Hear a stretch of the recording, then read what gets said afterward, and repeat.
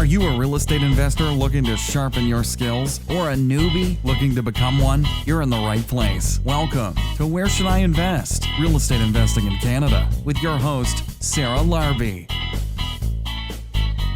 Hey, welcome back to another episode of Where Should I Invest? I am Sarah Larbi. I'm excited to have you guys again back for another awesome episode. Today's guest is Jaime Sanchez, who is a real estate entrepreneur. He's done over $1 billion in real estate development throughout LA, California in the past 10 years alone. So we're going to talk about all of that great stuff regarding land development and projects. So hopefully you guys enjoy the podcast. And before we get to the podcast, the only thing I would say is if you do enjoy the podcasts, if you could leave a rating and review on iTunes or Stitcher or whatever you use to listen to it, that would be amazing. And also check out therightclub.com. We are now online with forums. We're going to have a ton of great information. You can communicate with investors, find your team of experts. So check out therightclub.com as well, because now, even if we're remote, even if we're virtual, we can connect and keep networking when it comes to real estate investing, and we can keep learning. In addition to this podcast, there's tons of stuff at your fingertips. So hopefully you guys enjoy that as well. And see you guys at the next week's show. I have a really exciting announcement and I hope you enjoy it. I won't tell you what it is yet, but I've had a special guest that's helped me throughout my whole career and an announcement as well. So, but this week, Jaime is awesome and I hope you enjoy today's podcast. Jaime, welcome to the show. How are you? Pretty good. How are you? Thanks for having me. I'm excited to have you on, and now you are all the way from LA. That's where you're calling, so a few hours behind. And for the listeners, how did you get started in real estate investing, and what are you currently doing? Yeah, for me, I started, maybe about 5-6 years ago. I had, been working in the professional world, just like many people get started in real estate as they kind of work their regular jobs, 9 to 5. Personally, I graduated from college. First thing I thought was, go to the workforce, try to make some money. And, what you end up realizing over the years is that, even with bonuses or kind of, pats on the back or whatever it may be, there's a limitation in terms of what you could ultimately grow in terms of your financial independence, because it's designed in a way in which it's meant to cap you, right? It benefits the employer more so than the employee. And so, I first started off with the savings I had and figured I'd buy a duplex, right? So that's kind of a very easy way to get into real estate. Instead of buying a single family home, buy something that's income generating, where you can also live in one of the units.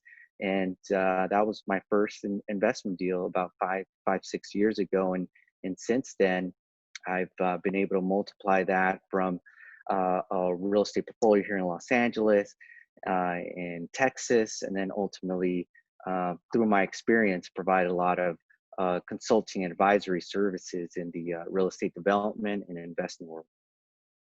Amazing. So I do want to talk all about that. But that was 5 years ago. I will say congratulations for growing so quickly. Thank you. How did you do it? Was it through other people's money, joint ventures, or did you find a way in a system to do it on your own? No, I think in real estate, it's a team sport. If you want to kind of grow and scale, small multifamily or just do single family type projects, I could see how maybe doing it by yourself is doable, just because on a scale basis, it doesn't require as many people or as much resources in order to make a project happen. But for me, what I've discovered is when you kind of take that route, you limit yourself in the amount you're allowed to scale over time. And so by pursuing larger and bigger projects that require almost the amount of effort and work, you might as well go for land the big projects and collaborate with others who have similar or complementary skill sets to you. And so that's kind of how I decided that, inviting other people who were like-minded, who were looking to grow their real estate portfolio as well, I connected with others who were interested in the real estate investing space in multifamily out of state, or were interested in real estate development, doing ground up construction. And so my skill set then allowed to kind of complement their skill set as well, and build these partnerships, which allowed me to scale my real estate practice from, those 2 units back 5 and 6 years ago, to now building, 60-unit apartment building here in LA, and or dealing with investing out of state. Me and one of my business partners were investing in about 1,200 units, and we're looking to now sponsor additional apartment projects in the Texas region. So it's all about building those partnerships over time, and adding a lot of value. Yeah, no, that's a great thing. I mean, obviously building your team and figuring out who complements you, and sometimes just having a different skill than your partner is also helpful. So what do you bring to the table? So when you did your first few deals, like, are you the one that goes and finds financing? Are you the one that, goes to different, city or towns to, Sure. how to, like, walk me through what you do and what you bring to the table? Yeah, and so it actually leads back to my professional career. So I've always been in always in real estate my entire career. Even after college, I did construction management, so working on big, large scale projects here in Southern California. And so my skill set have always been project management, finance, had been accounting, kind of more the hard skills, so to speak, right? When it comes to any business.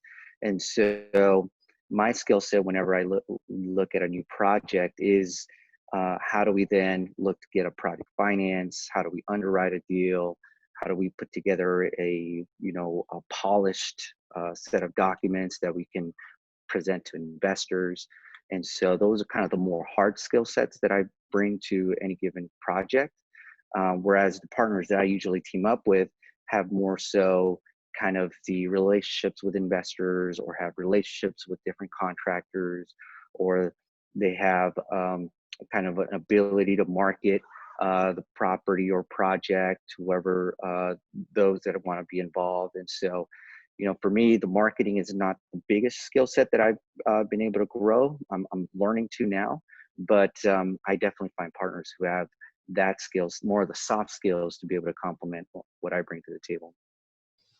All right. And that's interesting. And do you mind sharing, like, how you guys break down the partnership? Like, are you 50-50? How many partners there are, and how do you split the shares and all that good stuff? Yeah, sure. So far, I have two companies. One is a development company, and that one's 50-50. And so for that one, very similar, kind of what I explained was when it comes to the operations of the business and kind of managing a project, that's kind of my expertise. And then the other partner has more capital structuring, dealing with investors, kind of dealing with also some of the legal stuff as well. He's actually a previous attorney. So combined, I think we complement each other's skill set when it comes to any provided project. So that's a 50-50 partnership. And the other one I have is a multifamily investing platform, and that's also a 50-50 partnership, and very similar kind of setup, because I bring a lot of the underwriting, the financing, the ability to kind of put together a deal. The other partner is more so the relationships with investors, relationships with brokers, relationships with various different vendors, and the marketing aspect when it comes to new properties. So very similar kind of setup, but in the end, I think because everybody kind of brings something to the table that's very valuable, it makes the split in terms of that partnership pretty simple to set up. All right. So for those, people listening and they're buying their first or second property, it seems like it's like 10 levels ahead, right? But if you can, give somebody some advice, because there's still some people listening to this that may want to get into development, actually myself included. What are some Right. things as you were transferring from your small, single duplexes, small multifamily into something big, what are some key tips that you can provide the listeners, and myself included? Yeah, no, definitely. I think a lot of people limit themselves thinking that And I had that same mentality is, in order to scale, I almost have to have this snowball effect in which you start small and it gradually increases as you get more experience, as you be able to get more opportunities. But that's actually not true. I think what it is if you find other people, mentors, or other people that are doing bigger scale projects, if you tag along with those people and kind of ask questions and try to get that mentorship, you're able to actually scale a lot faster if you were doing it on your own, or have this thought process that, if I start with a single family, maybe then I go duplex and then triplex, and you kind of almost think that you got to build that way up. When you do small deals and large deals, a lot of the work and effort is about the same, I would say. I'd say the bigger projects, because you're relying more on a team, it makes it easier to manage versus, for example, if you're doing a flip, because I've done a flip before, it's a lot of work. It's kind of you're the boots on the ground. You're the person managing. You're kind of handling all the accounting, kind of figuring out what stuff going on with the contractors. When you're dealing with larger projects, those responsibilities are split amongst the different partners you're going to work with. And so I'd say it's more so, being involved in your local market, going to meetups, going to networking events, because that's what I do on a weekly basis, to meet other people who are driven to do larger projects. And now it's just combining everyone's expertise and skill set to go for it. And so I'd say that's kind of the limiting belief that people need to remove to be able to do bigger and bigger projects. All right. Awesome. Great tips. What are the size of some of these projects? Like how many millions of dollars are they? So the latest one that I just got last week actually is a 60-unit apartment building by USC. So a lot of people know that, institution here in Southern California, pretty well known. And it's a student housing project. Again, I wouldn't be able to do this project out of my own had I built a lot of these relationships over the years. And so it does take time to kind of earn people's trust and credibility, to show them that you have an expertise and skill set that is meaningful for them. And so I've been talking to these investors for years, and they've been wanting to do a larger project for quite some time. And it wasn't until we ran into each other several times. It's like, oh, what are you doing? Well, I do real estate development. I've been working on these projects. And we're like, well, we're looking to do the same thing. And so it just kind of naturally and organically came to fruition that why don't we just team up and do this project? I have the development experience. You have the capital to be able to purchase these what are 4 single family homes and essentially turn them into one larger apartment building. And so that's kind of one of the projects I'm working on. That one's going to be maybe roughly about $35 million in terms of total cost. Buying the land, going through the design, and then construction eventually. All right. So these are not cheap properties at all. What's your exit strategy on them? So on that one, they actually plan to hold it long term. And so the idea would be to finish the project. It's going to take about 2.5 years to build and design, get it leased up. It should lease up pretty quickly if we lease it at the right time, right before the school year starts. And then within a year, do a permanent refinance, kind of your conventional, big banks that would refinance a product like that, and then hold on to it long term. And so that's kind of where the big payout is when you have a big capital event. So in this case, it would be a big refinance. All right. So you're going to make the equity on the refinance. And now are you going to cash flow it all as well? So now when it comes to development, that's the biggest risk about development is that you get no cash flow until you deliver a product and it actually leases or it starts generating revenue. So I'd say for a lot of people who are looking to do development, it is a lot in the risk profile, right? Somewhere I think, right, there's cash flow properties and then there's development. This is definitely on the riskier end because a lot of your money is at risk at the beginning to try to get a project through. And so no cash flows for the next 24 months. Yeah, all at risk at this point. Yeah, no, I know there's definitely no cash flow in the beginning, but when you're planning your exit, your next strategy, right, is the refinance and you're going to rent out the rooms. Do you Right. ahead of time plan on what that's going to look like on the financials? Yeah, essentially you kind of put together a financial pro forma, which any lender is going to require. And so, it doesn't have to be this elaborate thing, but basically an Excel document that you can then, you know, forecast the cash flows based on kind of what the market is requiring, how many people plan to lease up that year. And luckily, the investment partners that we're teamed up with they do student housing only, so they know this market extremely well to be able to put together those projections.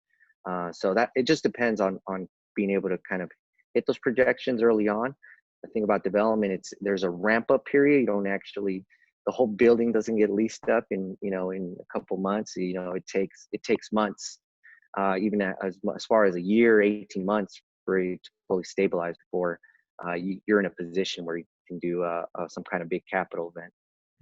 That's awesome. Now, you don't have to share it for this deal, but usually, is it like, are you paying a portion, like interest on the money, or is it like a split percentage with like your partners that would fork up the money in general?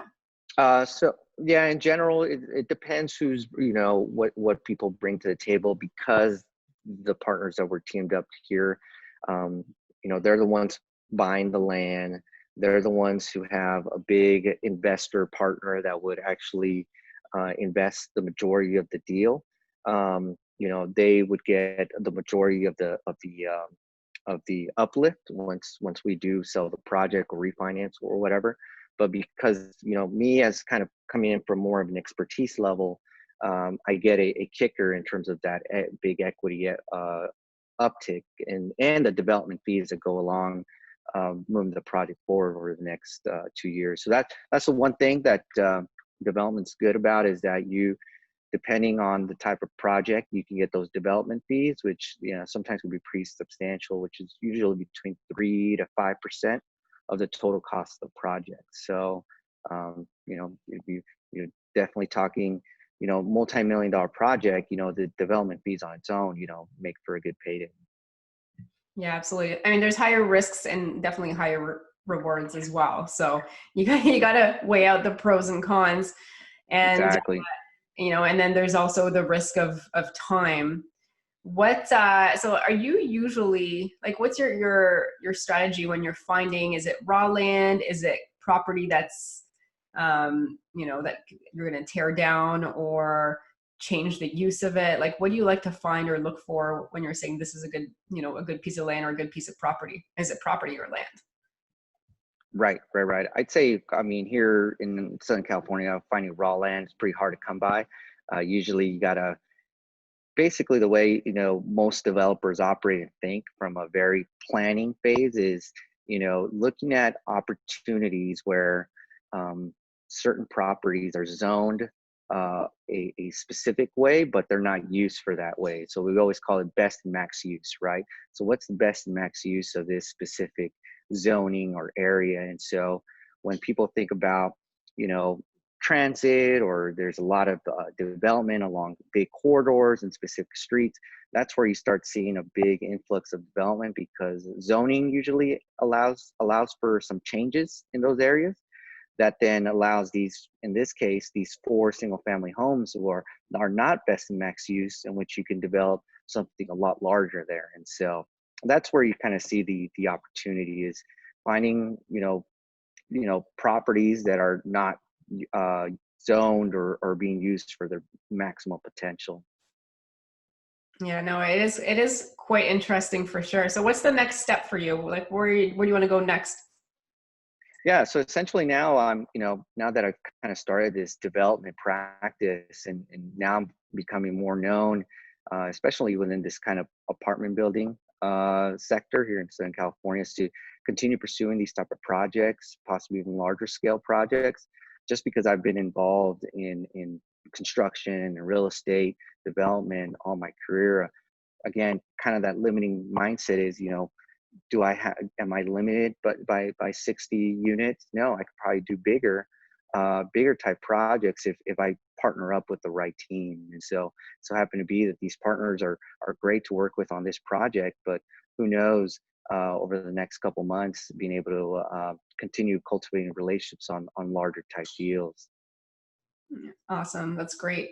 Now, do you ever, like if you're building a, multi-unit, do you ever take a unit for yourself to rent out, or does it still always stay in the Yeah. project, the overall thing? Yeah, no, it all depends on who you're working with as your partners. But, if you take a unit, that's lost revenue. So usually that doesn't make for a good conversation. Awesome. So like, I was reading also like on your bio, mixed use is quite interesting. So what is mixed use for those wondering what that's all about? Yeah, so whenever someone says mixed use, it's being able to take different product types into one building or project, right? So, and most people can relate to it. And, when you think of an apartment building, the way most developers are designing them now is you have like ground floor retail that provides an amenity for the residents of that building and the surrounding neighborhood.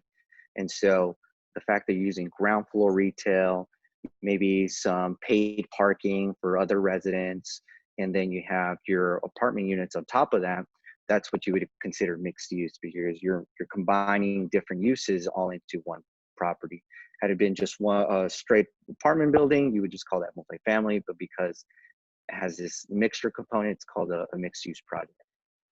Yeah, absolutely. It is quite interesting because at least you're in a way a little bit, you're diversifying, right? Right, exactly. Although retail can be a little scary, depending on who your retail tenants are going to be, just because the retail is a lot harder to find the right tenant base for not only your building but for the surrounding area. Yeah, that is a good point, because if you have in Ontario, like weed is now legal, and I don't smoke, but Mm-hmm. it's now legal, and you could kind of not ruin the area. I shouldn't say that, but it's not as Right. nice if you have certain stores like a weed Right. by your side. I mean, California thing, it's legal there too, but so Right. you gotta be pretty picky. And also my thoughts are like, the whole online, Amazon and everyone buying stuff online, is the retail store going to survive, right? Or Exactly. what's going to happen? Isn't, and do you like medical units? What's your ideal mix? Yeah, so I'd say when it comes to retail, it has to be, you're almost wanting to get something that's kind of boutique in a way that provides a unique element to retail. Kind of the more big box or kind of more the franchise type retail tenants aren't going to drive, the types of your tenant mix that you want. And so it's almost looking for those, new starter ideas that are springing up, all around, kind of North America, whether it's a specific, theme on a coffee shop or some kind of innovative, vegan, whatever, type restaurant or whatever it is, it's finding these unique tenant profiles that make for a better retail tenant. Yeah, it is quite interesting. I don't know enough about this yet. Like, it is something I'm actively researching, because I like the mixed use piece, like you said, right, with the parking and then the store front, but maybe like medical, Right. type, like dental places or chiropractors or something like that. And then on the top, having something residential. So I'm actively looking at it. So part of these questions, I'm being selfish and asking some of the things No that I want worries, to no learn. worries. So thank you Of course. Thanks for sharing. Awesome. Next part of the podcast is our lightning round. So I'm going to ask you a series of 5 questions, and you're going to answer the first thing that comes to mind. Ready? Of course. Sounds good. All right. Everybody gets these same questions. So number 1, what is your favorite real estate investing book ever? The favorite one, it's actually the one I'm reading right now. It's Best Ever in Real Estate by, I forget the name of the author, but it's called Best Ever in Multifamily. Okay, awesome. Number 2, what is your favorite podcast? Favorite podcast right now, I listen to a lot of kind of mindset podcasts. So right now I'm listening a lot to Rob Dial's podcast, which is, I think it's called the Mindset Mentor. That's what he calls it now. All right, very nice. I haven't heard of that one, but I'll have to take a listen for sure. Question number 3, what do you do for fun when you are not doing real estate investing? What's your favorite pastime? For me, it's traveling. That's the one unique thing about real estate is that it allows you to set up systems and kind of, put things on autopilot when you need to, relying on your team. And so for me, I love to travel around the world. And actually, I have a big trip planned in the next couple of days. I'll leave for Europe for about a week and a half for a bachelor party and another opportunity to visit friends. Awesome. Where in Europe? Just curious. So start off in London, then go to Dublin and Amsterdam, then Madrid, then Sevilla. So wow, okay. So it's not just like one country. You're just it really is Europe, part of it. Right. Yeah, exactly. Awesome. Question number 4, if you lost all of your money and your assets tomorrow, how would you start again? Well, the good thing about, having possessions versus having knowledge is the fact is I have knowledge and experience, right? So starting from scratch is going to be a lot easier than it was, call it 10 years ago when you were learning as you were going. And so because now you have that education, that knowledge base, relationships, I think it'd be easy to just go, get started right away. All you need is one deal to kind of kick things off. So having that knowledge and those relationships will definitely make that easier. Absolutely. Knowledge and relationships. Question number 5, if somebody has $50,000 and they want to get started, how would you recommend they spend it?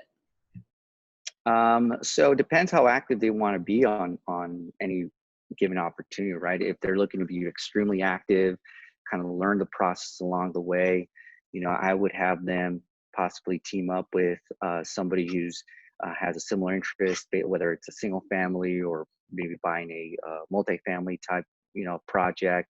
If they can kind of corral and find those types of people, then I would say that money will be well worth it and really allow them to grow. If they're looking more to be on the passive side and they think that real estate is just a great vehicle, maybe it's just finding those types of operators that have larger scale projects that are always looking to syndicate deals, which basically means they're always looking for passive investors to invest in their real estate deals, knowing that they provide stronger returns that they would get otherwise, whether it's stocks or anything else. And so it just depends whether they want to have an active or passive role. And so there's opportunity in both areas. Okay, awesome. Jaime, where can listeners find out more about you and reach out? You could find me on any social media platform, mainly on Instagram at the Jaime O. Sanchez. That's kind of where you'll be seeing a lot of me over the next 12 months. Awesome. And can you spell your name? Yeah, it's Jaime and then O and then last name Sanchez, Sanchez. Awesome. Any final last words of advice? I'd say, kind of what I've been alluding to, over the last, call it 20 minutes or so is, I feel like a lot of people have this limiting belief that, starting small is the way to kind of get started in real estate. In some ways it is to kind of just get your feet wet, but you don't have to limit yourself to, work on small projects or feel like you have to have the snowball effect. Just network with people who are like-minded in different meetup groups, different events, start building that relationship pool, find mentors, and that's what's going to allow you to start, scaling your real estate business. Awesome. On that note, thank you so much for being on the show and sharing your insights. And I'm a little jealous of your weather right now in California. Yeah. a little bit, exactly. Yeah, awesome. Well, thanks so much. Thanks so much for listening to Where Should I Invest with your host, Sarah Larbi. Make sure to listen in next time. We'll catch you on the next episode of Where Should I Invest?